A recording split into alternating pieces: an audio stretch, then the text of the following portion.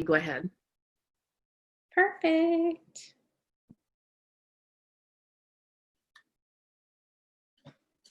So great.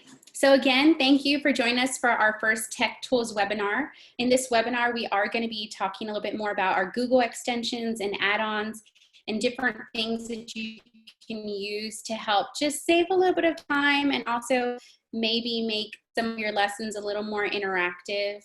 There is the note-taking guide in the chat box. And also, if you have any questions, my lovely partner in crime, Joanna, is going to be monitoring the chat box. So if you have any questions, feel free to add those into the chat box, and then we'll address them as we go.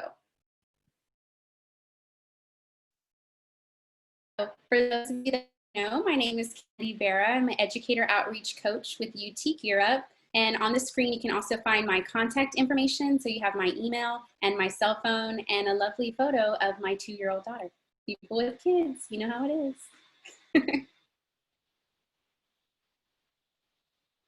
So some of our objectives today is we're going to really explore those Google extensions and add-ons just to see how can we get started with virtual learning. And then again, we're going to have those discussions at the end of our session. So we're going to try to go a little bit quickly, but I am going to show you some live tutorials and some recorded tutorials just for sake of time.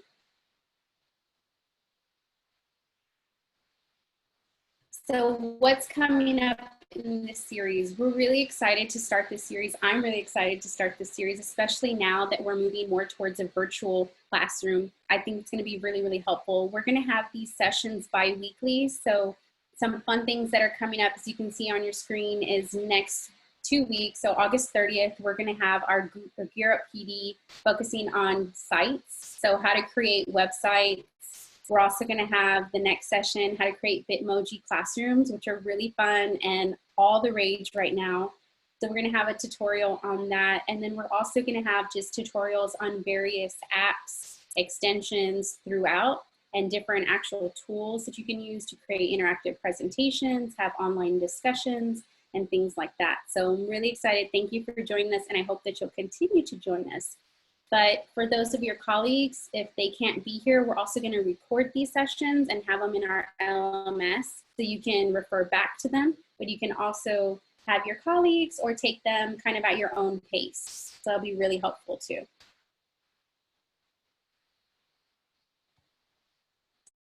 So we're going to do a little poll right now in the chat box, and I'm just going to ask, what kind of tech tools do you already use? So kind of a little pulse check. So if you can kind of go ahead and put those in the chat now, and I'll give you a moment.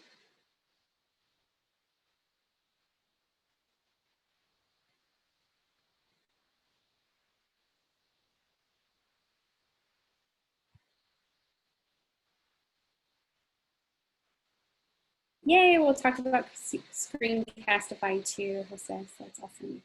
Zoom, Google Classroom.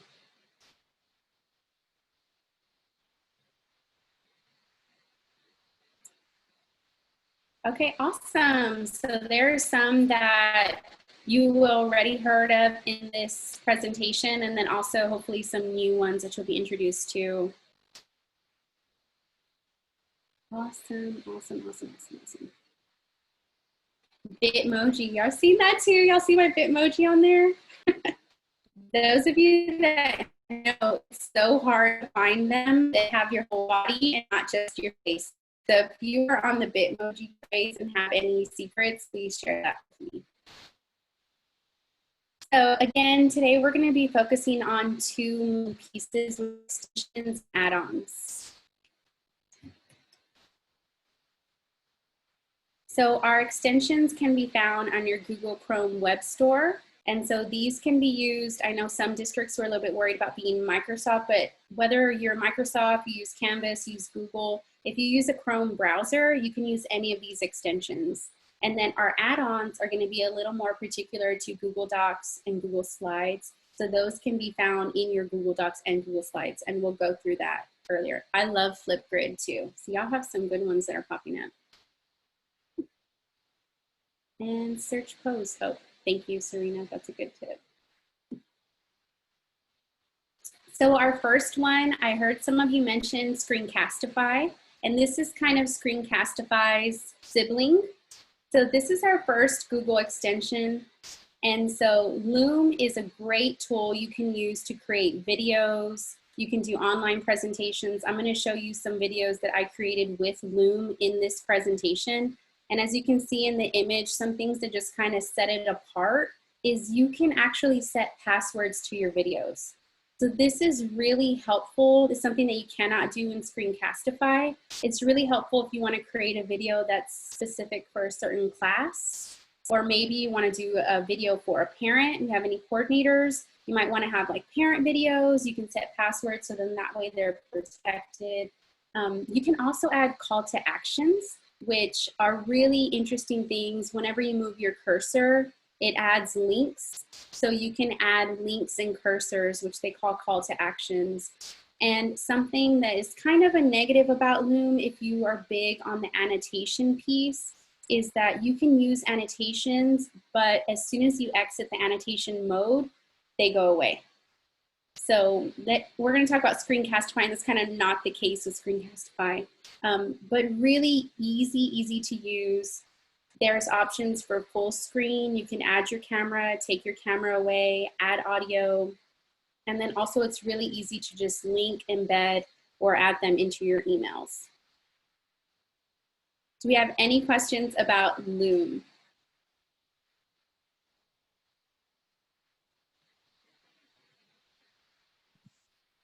So it just allows you to create videos, correct? Yes. So primarily it's just for videos. You can record your screen giving presentations. You can, anything that has to do with videos. I have a question. Can you use Loom as a link into Canvas? Yes. Yes, you can. So it downloads, you can even download it separately as an MP4. You can download it as MP4. You can just get the link directly if you don't want to actually download it onto your computer and just link it into Canvas. You can also use a QR code. And you cannot edit in between the videos, so it's very similar to Screencastify where you can trim the beginning and the end. But I will say that it has a very friendly pause button. And so for those, that's a little trick of the trade. When you start recording yourself on Loom and Screencastify, use your pause. I think at first I would record myself and have to restart. But just kind of have your cursor on that pause button and be ready to, to pause when you start running out of things to say, because that happened to me a lot. Still happens to me, actually. So now another video editing is its sister, right? And so a lot of you do have experience using Screencastify. Screencastify for me is kind of just like that comfort classic. I always go to it whenever I'm having trouble. It's always my first go-to. Again, video editing, you can have full screen, audio only, presenter only. You can embed your little camera on the corner if you'd like. This one is really great if you do love to do the annotations, because your annotations will stay after you exit the annotation mode. So if you're recording maybe like a think aloud, or you're writing up a text and you're doing a model lesson, this is a really great one because your annotations will stay. And also another really good thing that sets it apart is that this is it really talks well to your Google Drive. So it has a one-step link, as you can see in the image here, to share to your Google Classroom. And also immediately your video is saved to your Google Drive. So whereas with Loom, you kind of have to either download or have a spreadsheet that you would link all of your videos in your drive, this one just automatically saves all of your videos in a Screencastify folder in your Google Drive. A downside to Screencastify is there's a 5-minute recording limit. So really these are for those quick tutorials. Yes.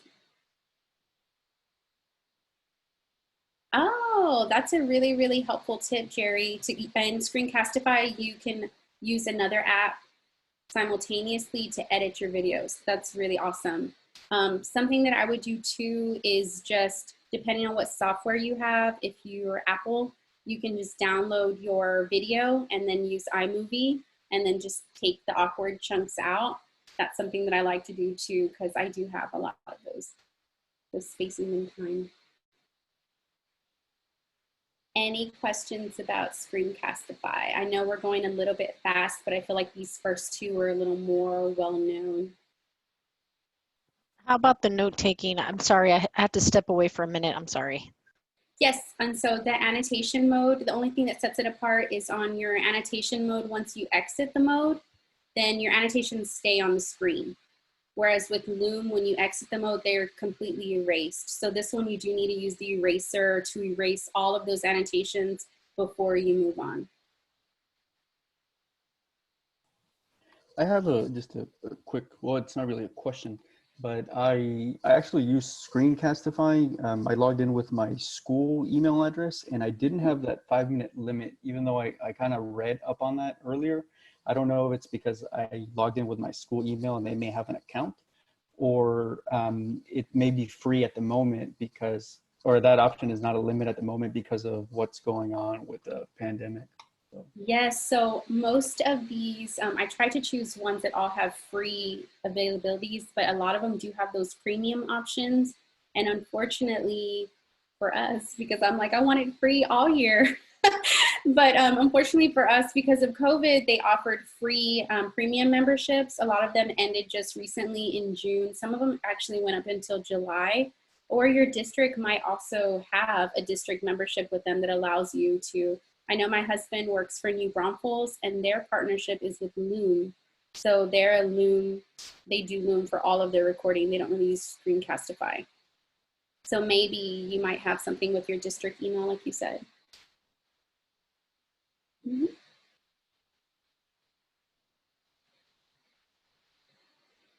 So we're going to go on to our next extension. And so this one is another one of my favorites. I did see someone was really used it before. I think I saw in the chat that someone used it. I don't remember. But read and write, and I'm going to actually show you this one. This one has free and premium options, and unfortunately some of my favorite tools are in the premium option, but it's still really, really great. This extension can be used for educators, but also it's a really great free extension for students. So some of these can be pushed out depending on your technology department, how big your district is or how small your district is.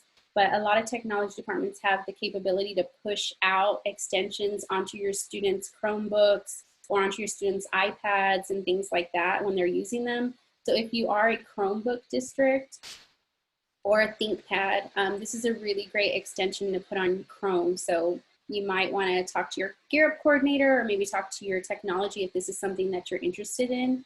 And so this extension is free text to speech, right? And so already we know Google has that for free, but there are some very cool things that make this one a little bit different. And I'm going to go ahead and show you here. So I'm going to exit my presentation and show you kind of how to use this. So typically when we see, okay, I found this article online, I want to go ahead and use it for my classroom, or I'm a student and I've assigned this article, students could come to their read and write extension here on the toolbar, and out comes this amazing toolbar full of options. And so some things that you can do with this that makes it just a little bit more than a free text to speech is you could scroll in and students could immediately highlight a word. There's a dictionary, which is amazing for our students. There's also a picture dictionary, which is great for our second language students. And you also have your audio. So there is a highlight to audio. Hamilton College in Clinton, NY, set up drive-up Wi-Fi. So students can kind of monitor what parts they want them to read aloud, or if they want the whole article to be read aloud to them. And these are all of the free options. So I just want to highlight that as well. Another thing that you can do too is how I highlighted words. With the free options, students can set up vocabulary lists. So it does monitor the words that they highlight, and then students can start to keep track of those words and create their own vocabulary lists, which I always think is really great. You also have highlighting, which is very helpful too for students. Another one of my free favorite parts of this is your casting. So this is Screencast. This is very helpful for our struggling readers. I say for all readers, honestly, but especially for our struggling readers, so that they can focus on small pieces of text at one time. They have this option here. I'm going to go ahead and show you also my favorite premium options. I know San Marcos, do we have anybody from San Marcos ISD here today? I know that they were currently, yes, okay, so y'all are familiar with Read and Write, because I believe y'all have a partnership at San Marcos ISD. Yay! So I'm going to show you some of my favorite premium options for districts, or maybe your district might be interested in having this for your students. But the first one is definitely the Simplify tool. So whenever we find articles online, it's very easy to see that there's pop-ups on the right and left-hand side. There's advertisements and all kinds of things that can get us really confused and get students really confused when they're reading. So the Simplify tool takes your article and completely takes all of that out. So it simplifies the article, and then they can go ahead and go in and use the same tools. Another one, if we have any ELAR teachers out there, I was an ELAR teacher, and this is an amazing tool, is for the premium, they have a read aloud. Joe, can you believe this? Isn't this awesome? My ELA sister. So they have a read aloud function where students can practice recording themselves read aloud. And so this is not only great in ELARs, in social studies too, practicing reading, especially when you're thinking about some of that high level text, primary documents, getting them to read aloud. They can read aloud also for presentations and embed them. But I love that they can read a chunk, record themselves, send it to their teacher, and then you can give them feedback on their reading as well. So it's a really fun way. We're thinking about how do we do collaborative learning too online. This is a great way for students to get to read to each other, take turns reading, and work together. But it is a premium option, so I'm sad about How many different reading levels will it allow you to scale down or up? So you actually pick the text. So you get to choose actually the text level that they're doing this for. Okay, because I know in News ELA that they have several different, right? Yes, Levels so that the students can access. So if you use this with News ELA, you can assign maybe the Lexile level of like 480 to a group of students, and then maybe a little bit higher, 750, they could do with the middle student, and then go different areas that way too. But you actually pick the text and you assign it. All right, wonderful. And we're talking about the premium. What does that cost? That's a great question. And I will look that up and put it in the chat box. Thank you. Because I tried to just stay with the free versions, but I do know that there's a premium cost for that.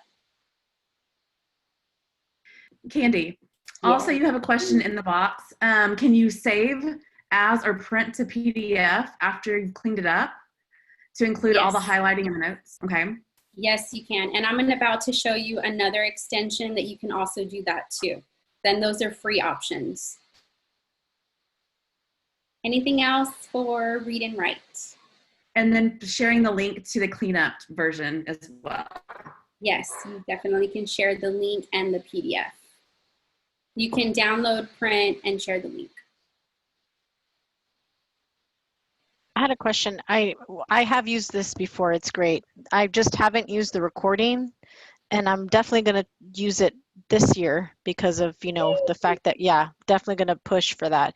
But I do have a question though. I haven't used it that part yet. When the kid is done recording, and let's just say they hear themselves, whatever, is it downloadable? Is it what is it? Is it MP4? What kind of a link is it that they can send it to me so I can hear them? So there's actually, I wonder if it'll let me, okay. Sorry, everybody. So when you're here, I wonder if it'll let me start, I would record reading. Here you would send to the teacher and it would link to your Google Classroom, but they should also give you a link. So see, right away it'll go to my Google account and then it would link to your classroom. And they also provide you a URL to the audio. So it kind of saves in the cloud. I hope that answers your question.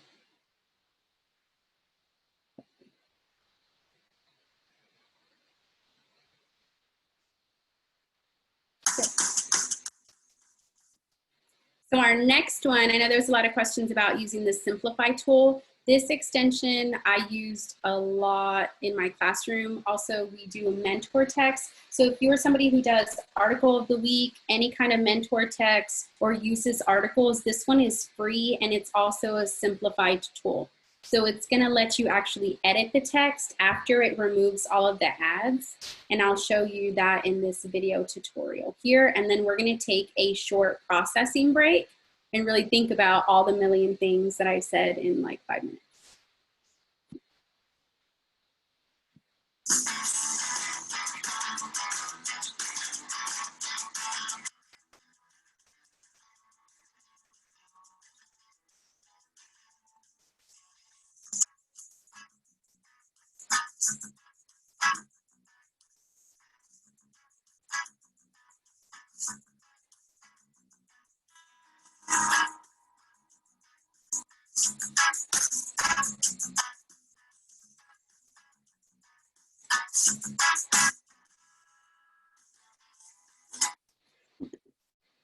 So as you can see from the video, my favorite function is definitely the removal function. So if you're someone who does just small chunks of the text, before we would have to copy all of the text, Control-C, put it in a Word doc, take all of everything out, take chunks of, make the article from 3 pages to 1 page, right? Like it was a nightmare. So in here using Print Friendly, it's really easy because it just highlights paragraphs and you can instantly make it shorter, select only what you want. You can take out images, you can take all of that stuff out and then turn it into a PDF, print it, or link it to any of your digital platforms. So this is another free, really friendly, definitely saves you a lot of time extension. So we're going to go ahead and just give a little bit of processing time for questions. If you're following along with the note taking, just really thinking about how can you or have you used the previous extensions. So I'm going to just open it up and we can talk about it, or you can process quietly, but I'm going to go ahead and give you 1 minute.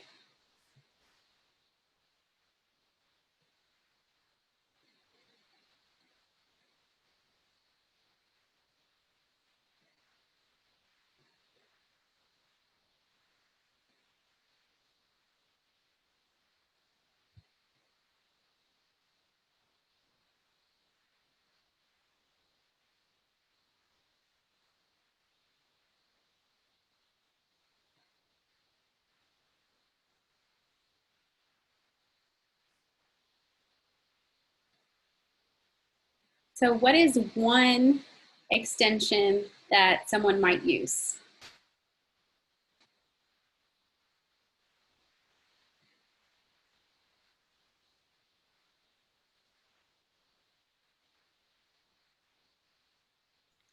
So in the chat, Candy, it says I have no experience with Loom or Screencastify, but I will start because Zoom is no longer free. And they're asking, do you want them to talk or would you like them to type? Let's talk. Let's talk. Okay. I'm currently using the read write for myself. We're doing a Google certification training. It's a lot of reading and then answering questions about it. And my mind wanders. I don't know what I just read. And so I have it reading the whole thing to me and it just highlights it as it reads just so that I can make myself pay attention better. And and then I shut it off for the questions or whatever, but it reads the bulk of it to me. So that's been something that I'm experiencing as like a student would. Mm-hmm. I really like Equasio. I found that and I was able to get a free premium account for teachers. Fortunately, students, the district would have to buy it. And I like it because the students could type in all of their work for their math equations without having to try and write on the screen or anything like that. They can just type it all in the correct math format. So I'm trying to hope that we can get that.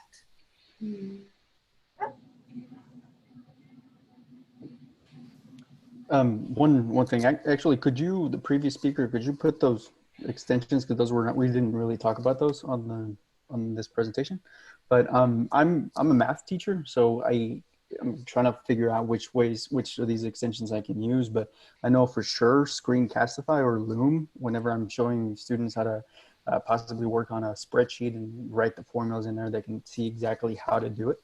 But my wife is a reading specialist, and I think that read-write, where students can read a passage, record it, and send it to her. That way she has that, especially if she doesn't have that face-to-face with the students for the next couple of weeks. That's something that she can definitely use as a reading specialist. I agree. It's great. It's a great one. Okay, we're going to go ahead and keep on going. Candy, I'm going to interject really quickly. You also have in the chat that it could be used in a foreign language class. A teacher who teaches German will have the students read in German and send the recording. Oh, I love that. Yeah. That's a really, really great suggestion. I love that. I already have a teacher in mind that I'm going to text her as soon as we get off. Free extensions highlight to read text on web.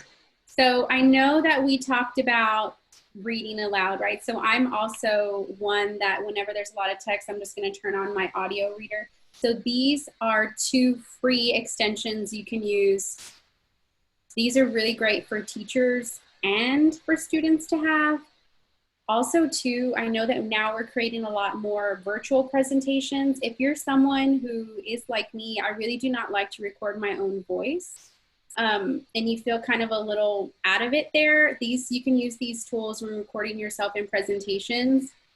So I will say that both of these have options of multiple voices. So we do have, and I'm gonna let you hear it right now, you do have that standard read aloud, but you can also, with natural reader, you can change the persons. You can see here in the corner, you can choose Alex, Samantha, Fred, Victoria.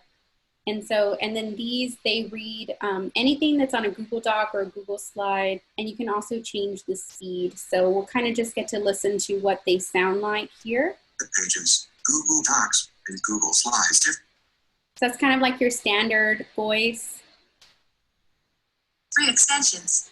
Highlight or read text on web pages, Google Docs, and Google Slides. So that's Samantha. She sounds just a little less body. I don't know. So you can just change voices like that just to make it a little less. I know some students, as soon as they hear the kind of robotic voice, that's a real no-go for them. So sometimes it helps just kind of changing up the voices a little bit. Yeah, okay. It's gonna be hard for me not to get excited about this one.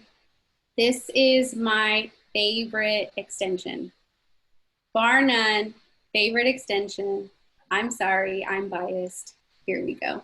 So I'm going to take you through a live tutorial for this one. And this is something that you can use for multiple contents. So I know in math, if you do have your content, this is a great way to kind of embed videos and tutorials in here. So Insert Learning is an extension. It's free, and it allows you to insert instructional content into your web pages.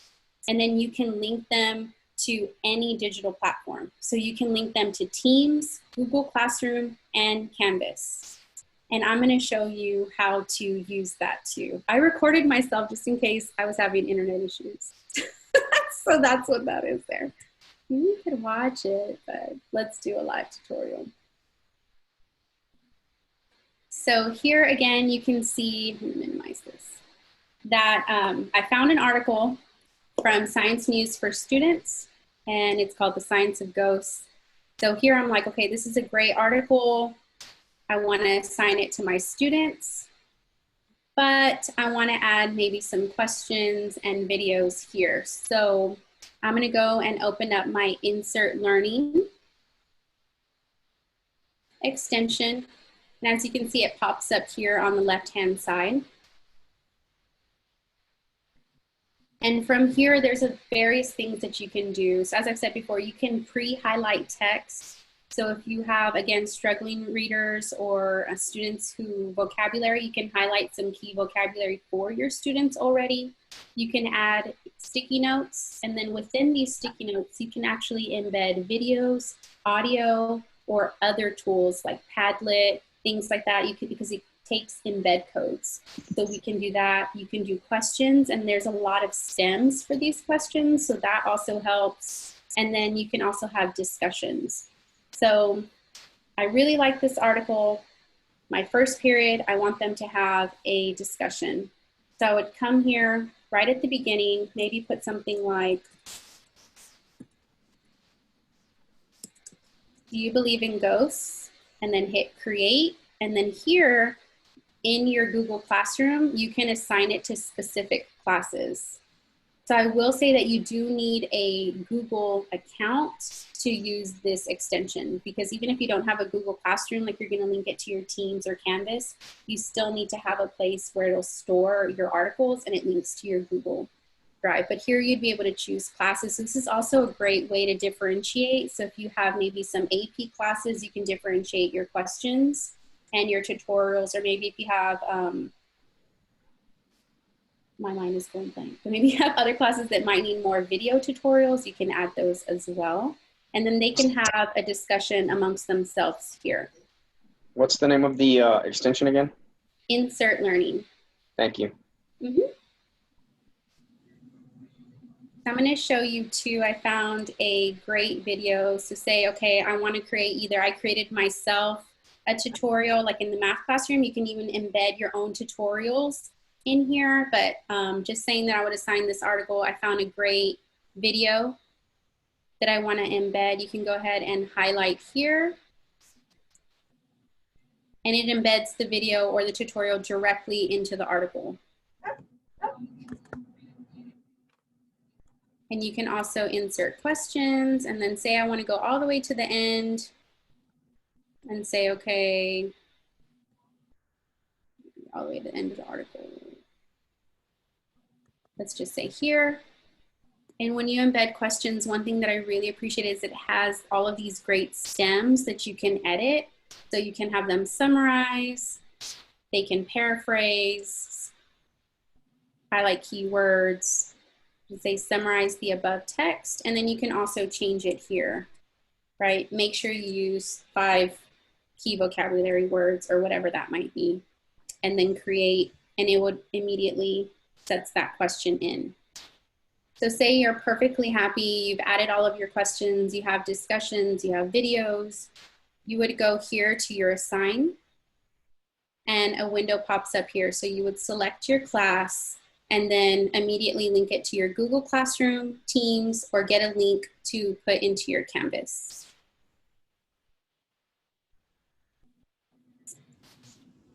And that is Insert Learning in a nutshell.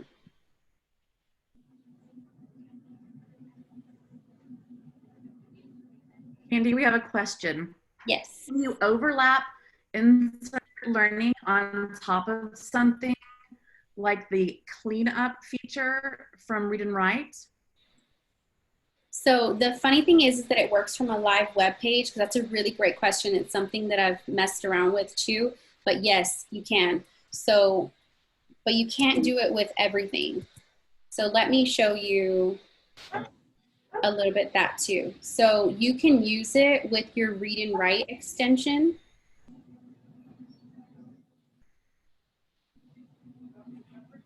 And then it'll still work.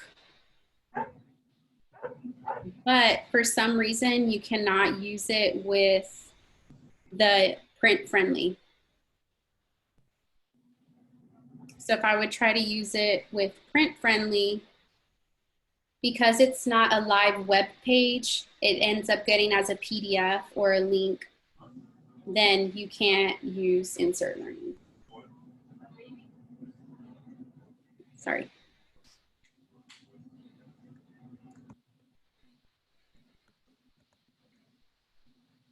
Any other questions about insert learning?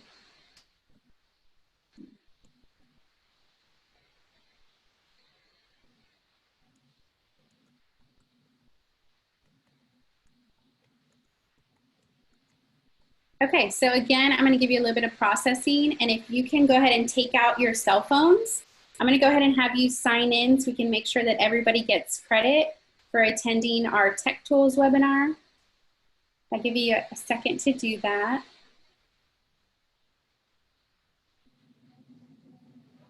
And Candy, while everyone's signing in, we have another question regarding discussions with students.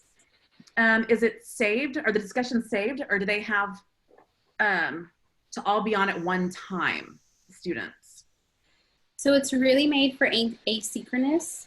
So you would kind of have to get in there and play around with it, because since we don't have a Google Classroom, I had to create kind of like one just for our teachers. And so I've played around in there, I'm just gonna be perfectly honest, in there, but I don't know what it would look like with multiple classrooms. But I do know that you can see other people's responses.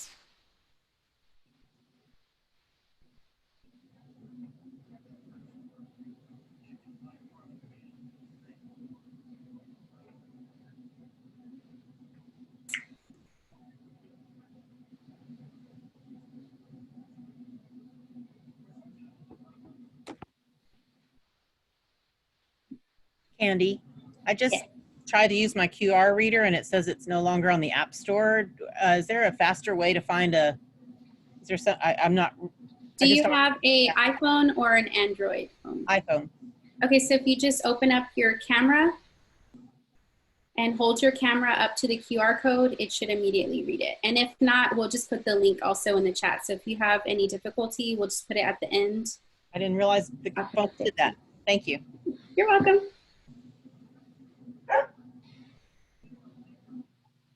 Okay, so we're gonna go ahead and go to our add-ons. So remember, these add-ons are found directly in your Google Docs or your Google Slides. And I'm gonna kind of walk you through a few of them, how to use them in here. The first one, and they're pretty straightforward. This first one is just a very general add-on you could use. One thing that I found that took up a lot of my time was trying to find images that I could actually use to make my presentations fun and engaging without having to worry about copyright.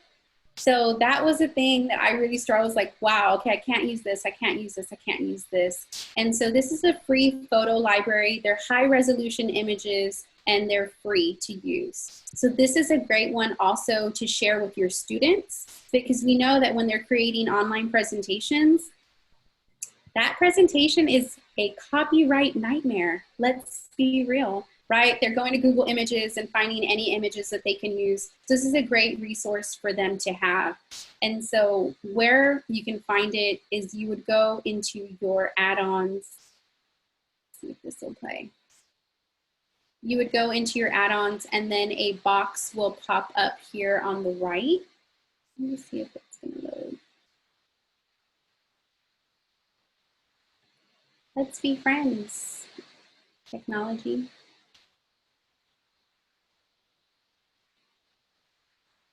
And Has while anybody Candy- used Unsplash before?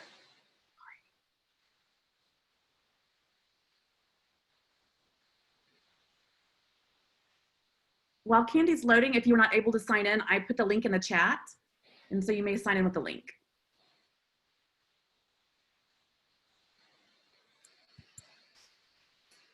Tech issues. That's fine, because we will open up something.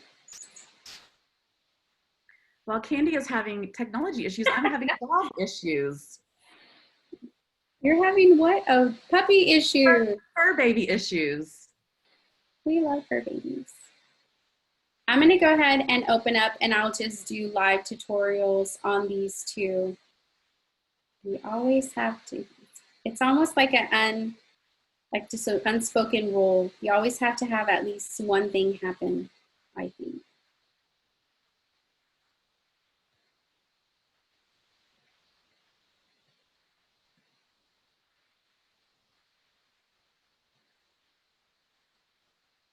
Okay.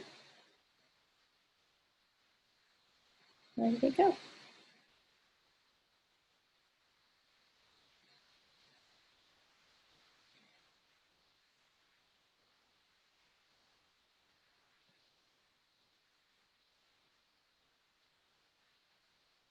Sorry, everybody. Here we go. So I'm just going to show you how to use Unsplash. So here you would come to your add-ons, insert a photo, and it's really, really user-friendly. And then you can type something in, pop in an image.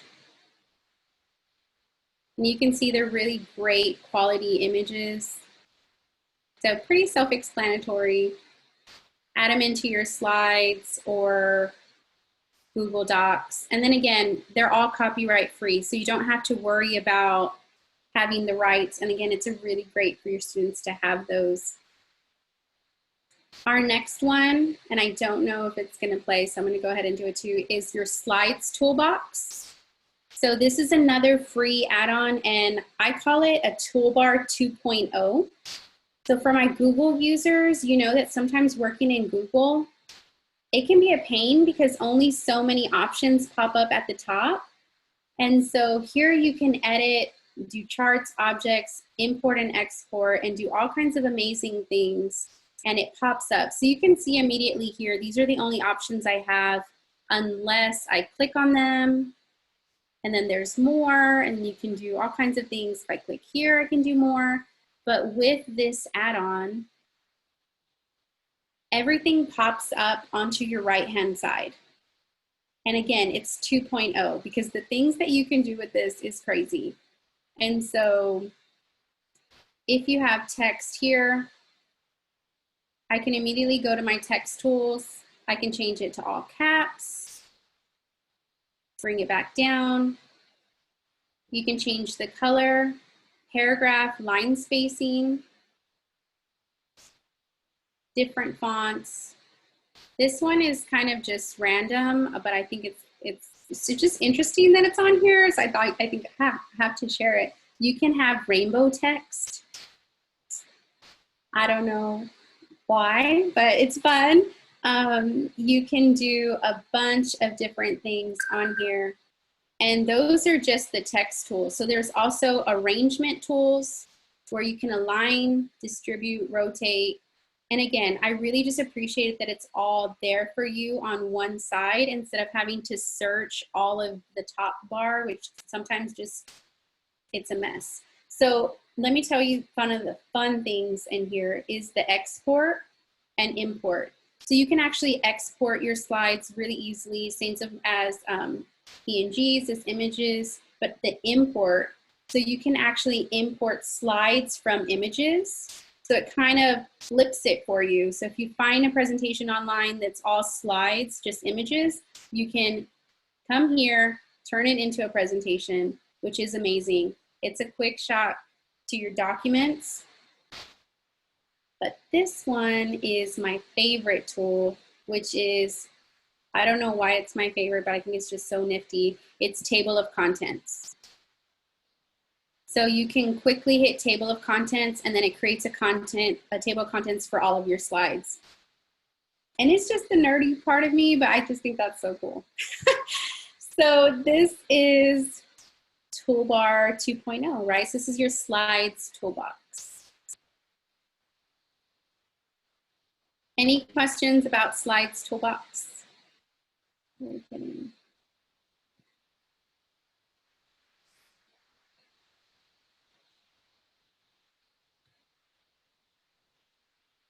Yeah, I've never splashed. It's hilarious. They like the rainbow and the table I of don't contents. know why they have rainbow text, but it's fun. And you can also invert it. Does like highlights in rainbow colors. So I'm sure you can imagine your students will probably love that. No, I remember my kids doing slideshows and changing each letter's font color. One by one. Do you remember and then that? the animations, like, oh my God, no, I'm having nightmares and flashbacks. No. I know. It's just crazy. But now we have great technology. I have a question about the table of contents. So if you click table of contents, I love that it kind of makes it for you, but can you go back in the table of contents box and change or add things? Because yeah, like that can, okay, you can click in there. Perfect. Yes. And I could see this. I think this is good for like a rubric. So if you're trying to tell the kids how many points each thing will be or what concepts are going to be weighted, I think that's, can you add I'm guessing you can also add a column? Yes, you can okay, add perfect. a column, and you can also, like, as you can see, these are hyperlinked to the slides. So that's also really important too if you're working in multiple groups in one slide, or you have multiple assignments. Like I do know some teachers like to put maybe like 3 assignments in one, like if they're all interlinked, you know what I mean? They link them into one presentation, so you can also have them do that way too. So you have 2 questions, Candy. Mm-hmm. One, and since you're talking about the table of contents, I'm gonna read that one first. Can you edit what is in each line or on each line of the table of contents? Yes. Okay, yes. And then your second question, where did you get the slide toolbox again? Like where did that come from? So those are all going to be found in your add-ons. So these are all add-ons, and Google does have their add-on store. So here you can find some popular add-ons like our Pear Deck, our Nearpod, which we're going to talk about in a little bit, accents, and these are all just tools that you can use in your slides, sheets, and then also Google Docs.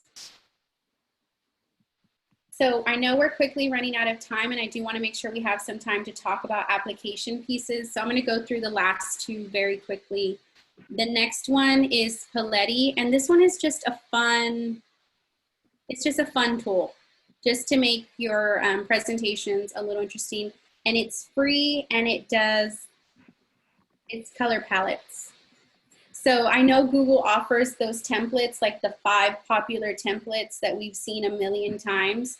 And so this is just a fun way. There's over 200 different color combinations, and you can favorite them. So if you just kind of favor, and then it gives you options so you can edit them further. So if your school has specific colors, or you have a specific color for your classroom that you like to color code by class, this is a great way to kind of do that. And then the fun thing is that there's 2 options. So you can do 1 slide, or you can do all slides. And so the all slides is a very big deal. If you're someone who works in Google Slides often, you would know that you would have to go slide by slide to change the color palette. But that one is really an amazing way to just quickly change all of the colors in your presentation in one go.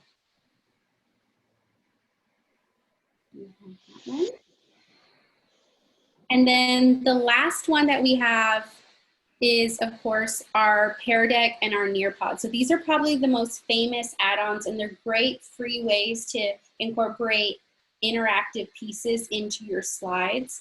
So you can add questions and you can add drawing. They both have free and premium options. So depending on your district, I know a lot of districts either go one way or another. So some districts have Pear Deck subscriptions and some have Nearpod. And I'm not going to go directly into tutorial because we are going to have a session that's only Pear Deck and Nearpod. I'm going to show you some really great things to do on those coming up, I believe, in a few weeks. But just some simple things here is that Pear Deck has, it's really awesome and great. They have draw, drag, and feedback in their premium options.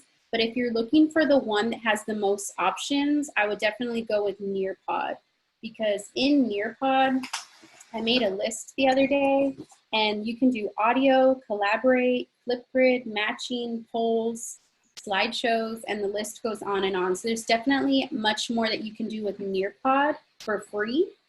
The only downside to Nearpod is that in your classroom, there's a storage space limit.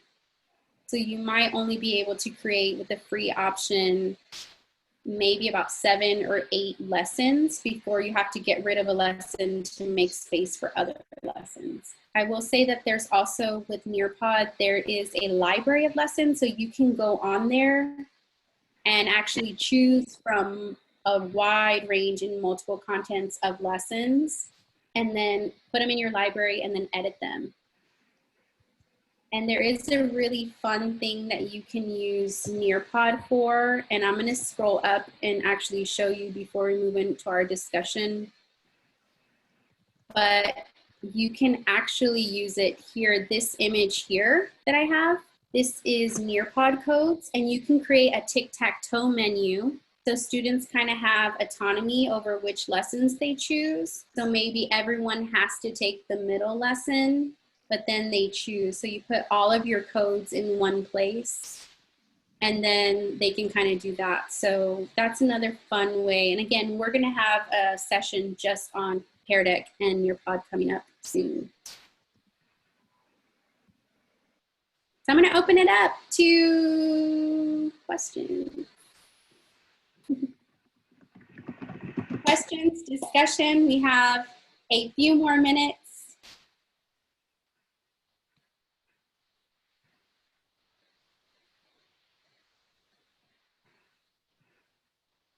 So I guess my biggest question today is we covered a lot, and in future sessions, we're really gonna just focus on 1 or 2.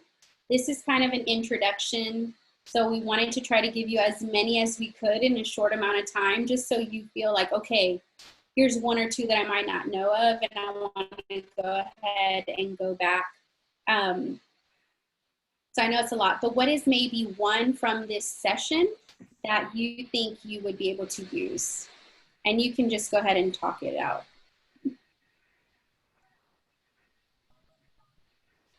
I like how you showed us how much more we can do with read write than just the basic read it out loud. And also it's that robotic voice.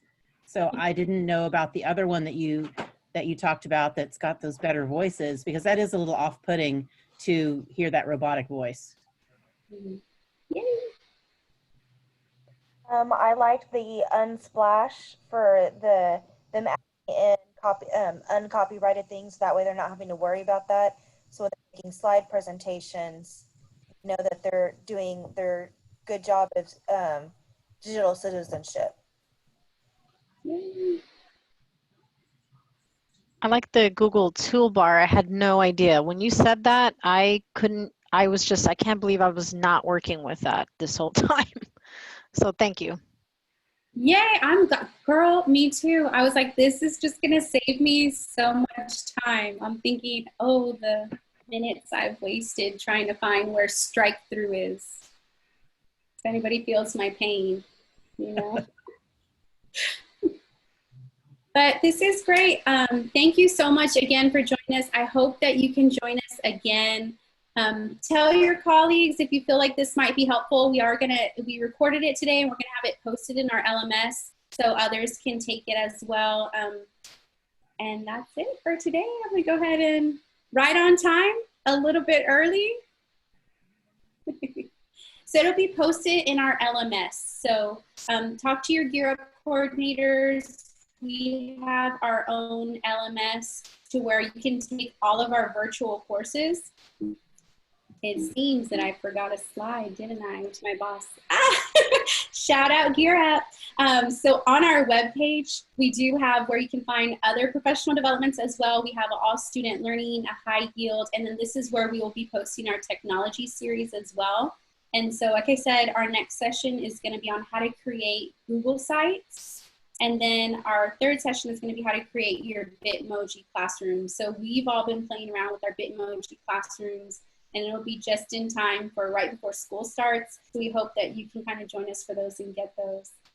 But make sure you follow us. And then also, if you use any of these tools, please screenshot it, tag us, because we love to celebrate your successes. Put a link to the LMS in the chat.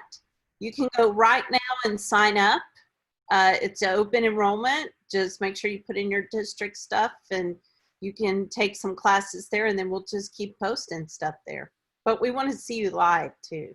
Like, you better show up to my Google Sites. And we're being asked if the slideshow itself will be posted.